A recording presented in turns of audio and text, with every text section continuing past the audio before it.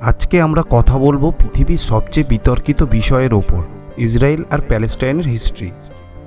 এই বিষয় সম্পর্কে সোশ্যাল মিডিয়াতে এখন অঢেল ফেক নিউজ আর ভিডিওই ভরে আছে। ইসরায়েল আর প্যালেস্টাইন এর মধ্যে কে সঠিক আর কে ভুল, এই দুজনের মধ্যে এত দ্বন্দ্ব কী কারণে, এই সব তথ্য আমরা আজকে আমাদের এই পর্বে জানব। তাই ভিডিওটি শেষ পর্যন্ত দেখার অনুরোধ রইল।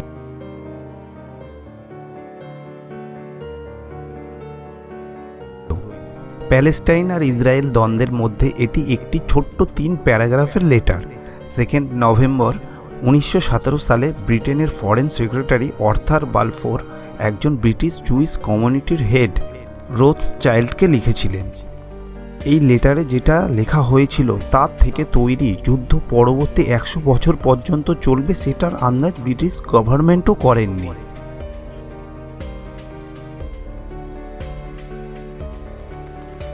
প্রথম বিশ্বযুদ্ধের আগে প্যালেস্টাইনে কোনো প্রকার যুদ্ধ দ্বন্দ্ব ছিল না। তখন মুসলিমদের পপুলেশন বেশি ছিল, কিন্তু তাদের সাথে খ্রিস্টান আর জুইস মিলেমিশেই থাকত।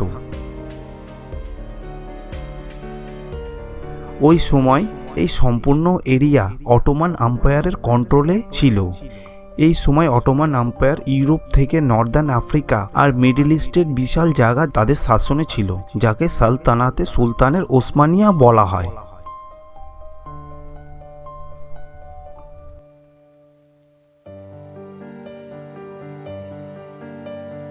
এই পৃথিবীতে জুইস হলো এমন একটি জাতি যাদের নিজস্ব কোনো ঠিকানা বা বাসস্থান ছিল না।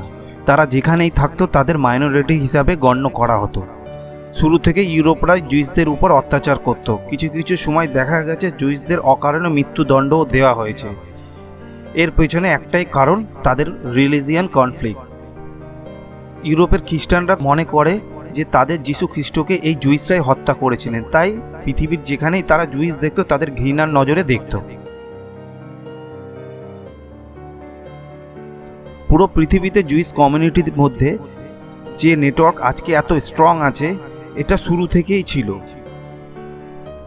তারা প্যালেস্টাইনে নিজেদের দেশ তৈরি করার পরিকল্পনাকে জায়োনিজম নাম দিয়েছিল। ফাস্ট ফরওয়ার্ড করে আমরা চলে যাব 1917 সালে, যখন প্রথম বিশ্বযুদ্ধ চলছিল। সেই সময় অটোমান আম্পায়ার খুব খারাপভাবে পরাস্ত হচ্ছিল। 2 নভেম্বর 1917 সালে রথচাইল্ডকে ব্রিটিশ গভর্নমেন্ট চিঠি লেগে যে প্যালেস্টাইনে তারা তাদের নিজের স্বাধীন দেশ গঠন করতে পারে, এতে সেখানকার মুসলিমদের উপরও কোনো প্রভাব পড়বে না, এবং রথচাইল্ডকে ভরসা দেওয়া হয় এতে পুরোপুরি ব্রিটিশ গভর্নমেন্টও তার সাথে আছে।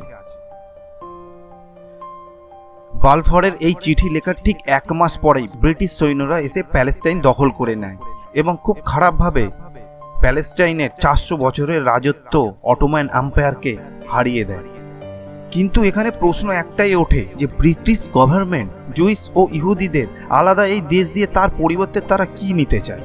এর পেছনে একটাই কারণ ছিল, ব্রিটিশরা চাইছিল যে অটোমান আম্পায়াররা চলে যাওয়ার পর এখানে এমন একটি দেশ তৈরি হয় যেন ভবিষ্যতে ব্রিটিশদের যে কোনো হালাতে সাহায্য করে। এই কারণে ব্রিটিশরা তো জুইসদের আলাদা দেশ তৈরি করে দিলে তার পরিবর্তে ব্রিটিশরা জুইসদের এই প্রমিস নিয়ে নেয় ভবিষ্যতে যে কোনো শর্তেই জুইসরা ব্রিটিশদের সাথে থাকে। আগেকার যুদ্ধে যখনই কোনো দেশ আরেকটি দেশের উপর রাজত্ব পেত, জয় লাভ করত, তখন সেই দেশকে নিজের দখলে এনে দিত, তাদের উপর অত্যাচার করত, যতক্ষণ না তারা ইন্ডিপেন্ডেন্ট হয়ে যায়। প্রথম বিশ্বযুদ্ধের পর ব্রিটেনের দখলে প্যালেস্টাইনে আসে।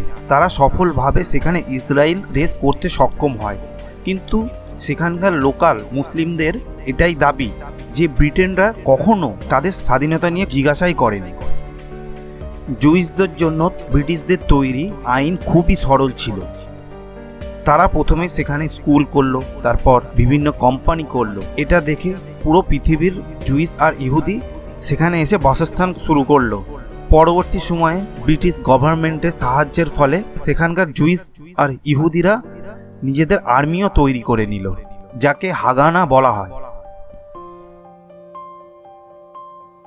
এগুলো দেখে প্যালেস্টাইনের মুসলিমরা এটাই চিন্তা করলো যে ব্রিটিশরা তো তাদের স্বাধীনতা নিয়ে কোনো চিন্তাই করছে না, বরঞ্চ তাদের নিজস্ব জমি জায়গা এবং ফেসিলিটি আস্তে আস্তে ইহুদিদের দিয়ে দিচ্ছে। 1939 সালে প্রথম প্যালেস্টাইন মুসলিমরা প্রতিবাদ আরম্ভ করলো, কিন্তু ব্রিটিশদের মুখে প্রতিবাদ করার একটাই পরিণাম হবে, সেটা হচ্ছে গদ্দারি। প্যালেস্টাইনের এই মুসলিমগুলোর এই রকম প্রতিবাদ করার কারণে ব্রিটিশরা তাদের কিছু জনকে বন্দি করে নিলেন, কিছু দেশ থেকে তাড়িয়ে দিলেন এবং কিছু জনকে মৃত্যুদণ্ড দিয়ে দিল। এরপরেও প্যালেস্টাইনের মুসলিমদের প্রতিবাদ আটকানো যায়নি। এরপরে ব্রিটিশ গভর্নমেন্ট চিন্তা করলো যে প্যালেস্টাইনটাকে দুই ভাগে ভাগ করে দেওয়া যায়, এতে তাদের প্রতিবাদ সংগঠনও কমজোর হয়ে যাবে। কিন্তু প্যালেস্টাইনের মুসলিমরা তাদের এই ডিভাইডেশন মেনে নিল না। তারা 1939 সাল পর্যন্ত প্রতিবাদ করতে লাগলো, যতক্ষণ না হোয়াইট পেপার রিলিজ করা হলো না। এই হোয়াইট পেপারে এটাই স্বাক্ষর করা হয়েছিল যে নতুন করে আর ইহুদি এই প্যালেস্টাইন কান্ট্রিতে ঢুকতে পারবে না, আর যেসব ইহুদি অলরেডি প্যালেস্টাইনে আছে তারা নতুন করে জমি কিনতে পারবে না, এবং সেখানে প্যালেস্টাইন বলে একটি কান্ট্রি থাকবে এবং সেটাই হবে ইহুদি এবং জুইসদের হোম কান্ট্রি। জুইস এবং ইহুদিদের কাছে এই হোয়াইট পেপার একটি ধোঁকার থেকে কম কিছু ছিল না। এই প্রথম জুইস আর ব্রিটিশদের মধ্যে যুদ্ধ আরম্ভ হয়ে গেল। তারা হোয়াইট পেপার রুলস অস্বীকার করে এবং পুরো প্যালেস্টাইনে ব্রিটিশদের উপর যুদ্ধ আরম্ভ করে দেয়। এই যুদ্ধ চলে প্রায় 1 থেকে 2 মাস পর্যন্ত। তারপর 1939 সালে দ্বিতীয় বিশ্বযুদ্ধ আরম্ভ হয়ে গেল, যেখানে এই দ্বিতীয় বিশ্বযুদ্ধে প্রায় পুরো পৃথিবীতে 6 কোটি মানুষ মারা গিয়েছে। সেখানে হিটলার তার ইউরোপের ডেথ ক্যাম্পে প্রায় 60 লাখ ইহুদি ও জুইসদের অমানবিকভাবে হত্যা করে দেয়। ইউরোপের বাকি ইহুদিদের প্যালেস্টাইন যাওয়া ছাড়া আর কোনো উপায় ছিল না। এর পেছনে ছিল দুটি কারণ। এক তো জেরুজালেম ছিল ইহুদিদের কাছে একটি পবিত্র স্থান, অপরদিকে সেখানে অনেক ইহুদি এবং জিউস অলরেডি বসবাস করছে। তারা তখন প্যালেস্টাইনের ব্রিটিশদের ইমিগ্রেশন লিমিটেশন সতর্কবার্তা দেওয়া সত্ত্বেও তারা দলে দলে প্যালেস্টাইন আসা শুরু করলো। কিন্তু প্যালেস্টাইনেও কোথায় শান্তি ছিল? সেখানেও প্রথম থেকেই ব্রিটিশদের বিরুদ্ধে সেখানকার জুইস ও ইহুদিদের যুদ্ধ অনবরত চলছে, এবং পরবর্তী সময়ে দ্বিতীয় বিশ্বযুদ্ধের সমাপ্তির পর ব্রিটিশরাও হাঁপিয়ে গিয়েছিল। তারা তখন 1947 সালে চিন্তা করলো যে তারা প্যালেস্টাইন থেকে সরে আসবে, এবং তারা তখন প্যালেস্টাইনের এই বিতর্কিত সমস্যার সমাধানের জন্য ইউনাইটেড নেশনের উপর পুরোপুরি দায়িত্ব দিয়ে দিল। ওই সময় প্যালেস্টাইনে 6,30,000 ইহুদি ছিল, 1,43,000 খ্রিস্টান এবং 11,81,000 মুসলিম ছিল। এই জনগণনার ডেটা একটি ইতালিয়ান জুইস সার্গিও ডেলা দিয়েছিলেন। এই ডেটাতে আমরা ক্লিয়ার দেখতে পাচ্ছি যে তখনকার প্যালেস্টাইনে ইহুদিদের থেকে মুসলিমদের সংখ্যা ডবল ছিল। তা সত্ত্বেও ইউনাইটেড নেশন জুইস ও ইহুদিদের প্যালেস্টাইনের 55% জমি দেওয়ার সিদ্ধান্ত নিল, এবং ওয়ার্ল্ড অ্যাসেম্বলিতে 72% ভোটে এই সিদ্ধান্ত সফল হয়। এখনও পর্যন্ত ইউনাইটেড নেশন এটা এক্সপ্লেন করতে পারে না কী কারণে 30% ইহুদি ও জিউসদের 55% জমি সেই সময় তারা দিয়েছিলেন। ওই সময় এই ইউএস অ্যাসেম্বলিতে ইন্ডিয়ারও ভোট ছিল, এবং ইন্ডিয়া এই সিদ্ধান্তের বিপক্ষে ভোট দিয়েছিল, অর্থাৎ প্যালেস্টাইনের পক্ষে ভোট দিয়েছিল। ওই সময় ভারতের প্রধানমন্ত্রী জওহরলাল নেহরু ছিল।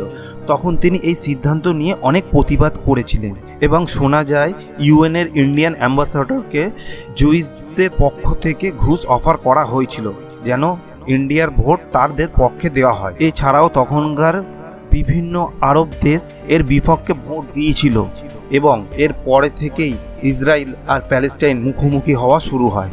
এর পরের থেকেই আমরা ইসরায়েল ও প্যালেস্টাইনের বহু যুদ্ধ দেখে থাকি, কিন্তু অফিসিয়ালি ইসরায়েলের সৈন্য প্যালেস্টাইনের থেকে অনেক স্ট্রং থাকার কারণে বেশিরভাগ সময় প্যালেস্টাইন পরাজিত হয়। 14 মে 1948 সালে ডেভিড বেন গ্রোইন ইসরায়েল নামে একটি দেশ সংগঠন করবে বলে ঘোষণা করেন। 1948 সালে অনেক আরব কান্ট্রি মিলে ইসরায়েলের ওপর অ্যাটাক করবে বলে সিদ্ধান্ত নেন। এটি প্রথম আরব যুদ্ধ ছিল যেখানে 5 আরব দেশ একটি ছোট্ট ইসরায়েল দেশকে অ্যাটাক করে, যেটা কিছু মাস আগেই তৈরি হয়েছে। কিন্তু বাস্তবে ইসরায়েলের পেছনে বিভিন্ন দেশের সাপোর্ট ছিল এবং তাদের কাছে খুবই স্ট্রং মিলিটারি সৈন্য ছিল এবং এরা একসাথে হয়ে আরবদের হারিয়ে দেয় এবং যুদ্ধ শেষ হওয়ার পর ইউএন প্যালেস্টাইনের জন্য যে জমি দেওয়ার ঘোষণা করেছিল, ইসরায়েল সেই জমিগুলোও দখল করে নেয়। ওয়েস্ট ব্যাংক জর্ডানের দখলে চলে আসে এবং গাজা ইজিপ্টের দখলে চলে আসে। 1967 সালে আরেকটি বড় যুদ্ধ হয়, যেখানে ইসরায়েল শুধু গাজা আর ওয়েস্ট ব্যাংকই দখল করেনি, পুরো ইজিপ্ট কান্ট্রি দখল করে নিয়েছিল। এর মধ্যে থেকে প্যালেস্টাইন মুসলিমরা তাদের নিজের আলাদা দেশ তৈরি করার প্রতিবাদ বন্ধ করলো না। এই প্রতিবাদকে তারা পিএলও নাম দিয়েছে, যেটা প্যালেস্টাইন লিবারেশন অফ অর্গানাইজেশন বলা হয়। শুরুতে এই পিএলও অস্ত্র উঠিয়ে নিয়ে বিভিন্ন প্লেন ও জাহাজ হাইজ্যাক করা শুরু করেন। এর কারণেই আমেরিকা ও ইসরায়েল এই পিএলওকে টেররিস্ট সংগঠন বলে আখ্যায়িত করেছে। কিন্তু তাও কিছু দেশ তখনও পিএলওকে টেররিস্ট অর্গানাইজেশন মানা থেকে অস্বীকার করেছিল। এরপর 1974 সালে ইউনাইটেড নেশনে পিএলওকে তার অফিসিয়ালি অনুমোদিত দেওয়া হয়েছিল। এরপর 1979 সালে ইজিপ্ট আর ইসরায়েলের মধ্যে যুদ্ধ হয়, যেখানে এই যুদ্ধে প্রথম আরব কান্ট্রি ইজিপ্ট ইসরায়েলকে হারাতে সক্ষম হয়। এই যুদ্ধে হারের পর অফিসিয়ালি ইসরায়েল ইজিপ্টের জমি দখল থেকে সরে আসে এবং 2 বছর পরে ইসরায়েল ইজিপ্টের প্রধানমন্ত্রীকে মেরে দেয়। বহুদিন প্যালেস্টাইনের ওয়েস্ট ব্যাংকে ইসরায়েলরা থাকার কারণে সেখানে বসতি স্থাপন করে ফেলেছিল। এটি ইন্টারন্যাশনাল কমিউনিটি নিষেধাজ্ঞা জারি করে, কারণ এটি 1947 সালের ইউনাইটেড নেশনের পার্টিশন প্ল্যানের বিপক্ষে ছিল। ওয়েস্ট ব্যাংকের এরিয়া প্যালেস্টাইনের মুসলিমদের জন্য রাখা হয়েছিল, কিন্তু সেখানেও ইসরায়েলরা তাদের নিজেদের বসতি স্থাপন করা শুরু করলো। 1992 সালে আরও একবার ইসরায়েল ও পিএলওর মধ্যে একটি শান্তিপূর্ণ সমাধান হয়। পিএলওর লিডার ইয়াসির আরাফাত ইসরায়েলের সব দাবি মেনে নেয় এবং তার সাথে শান্তিপূর্ণ চুক্তিতে আসে। সেখান থেকে প্যালেস্টাইনের আরেকটি সংগঠন জন্ম নেয়, যারা ইসরায়েলের সাথে কোনো প্রকার এই দাবিতে কম্প্রোমাইজ করবে না। তাদেরকেই আমরা আজকে হামাস নামেই জানি। অপরদিকে ইসরায়েলেরও কিছু সংগঠন এই পিএলওর সাথে শান্তি চুক্তি মেনে নেয়। ইসরায়েল এই চুক্তিতে প্যালেস্টাইনের ওয়েস্ট ব্যাংককে 3টি খণ্ডে বিভক্ত করেছে, এ, বি ও সি। এরিয়া এ শুধু প্যালেস্টাইনের কন্ট্রোলে থাকবে, এরিয়া বি যেখানে প্যালেস্টাইন ও ইসরায়েল দুজনেরই কন্ট্রোলে থাকবে, এবং এরিয়া সি শুধু ইসরায়েলের কন্ট্রোলে থাকবে। এর মানে 1947 সালে তৈরি ইউনাইটেড নেশনের যে পার্টিশন প্ল্যান, সেটা আমরা এখানে দূর দূর থেকে দেখতে পাচ্ছি না। প্যালেস্টাইনকে ওয়েস্ট ব্যাংক থেকে কিছু সামান্য জায়গা দেওয়া হয়েছিল। 1945-এ শেষে একটি ঘটনা ঘটল, যেটা এই শান্তি চুক্তিকে পুরো বিখণ্ডিত করে দিল। ইসরায়েলি একটি সংগঠন তাদের নিজেদের প্রেসিডেন্টকেই মেরে দেয়। তাদের দাবি ছিল যে ইসরায়েলের আশেপাশেও কোনো প্যালেস্টাইন মুসলিম যেন না থাকে। 1996 সালে পুরো প্যালেস্টাইনে ভোটিং শুরু হয় এবং এই ভোটিংয়ে হামাস অংশগ্রহণ করতে অস্বীকার করে। পিএলও এই ভোটিংয়ে জিতে যায়। পরবর্তীতে হামাস নিজের সংগঠন নিয়ে ইসরায়েলে অ্যাটাক শুরু করে। ইসরায়েল ওয়েস্ট ব্যাংকের আশেপাশে নিজেদের যে এলাকা ছিল সেখানে এক বড় বড় কংক্রিটের পাঁচিল দেওয়া আরম্ভ করলো এবং এই কংক্রিটের পাঁচিলগুলোই পরে ফিলিস্তিনের সাধারণ মানুষের কাছে বিপদ হয়ে দাঁড়ায়। তারপর 2006 সালে আবার ইলেকশন হয় পুরো প্যালেস্টাইন জুড়ে, যেখানে হামাস জিতে যায় এবং এরপরেই প্যালেস্টাইনের পিএলওর পার্টি ফাতে এবং হামাসের মধ্যে সিভিল ওয়ার শুরু হয়ে যায়। প্যালেস্টাইন দুটো খণ্ডে বিভক্ত হয়ে পড়ে, যেটা আজকে আমরা গাজা এবং ওয়েস্ট ব্যাংক নামে জানি। গাজার উপর পুরোটা হামাসের অধিকার, সম্পূর্ণ হামাস কন্ট্রোল করে এবং ওয়েস্ট ব্যাংকের কিছু সামান্য ছোট ছোট খণ্ড পিএলওর কন্ট্রোলে আছে। সাধারণত আমরা এখন যে যুদ্ধগুলি দেখি, যেখান থেকে হামাস বিভিন্ন মিসাইল ছাড়ছে, সেটি এই গাজা স্ট্রিপ থেকেই ছাড়া হয়। এখন ইসরায়েল এই গাজার বর্ডারে বড় বড় নেট দিয়ে ঘিরে রেখেছে। এইভাবেই আমরা হামাস আর ইসরায়েলের যুদ্ধ এখনও দেখতে পাই। এর আগে 2021 সালে হামাস আর ইসরায়েলের যুদ্ধ হয়েছিল, আর এখন 7 অক্টোবর 2023-এ হামাস প্রায় 5000-এর থেকেও বেশি রকেট ফায়ার করেছিল।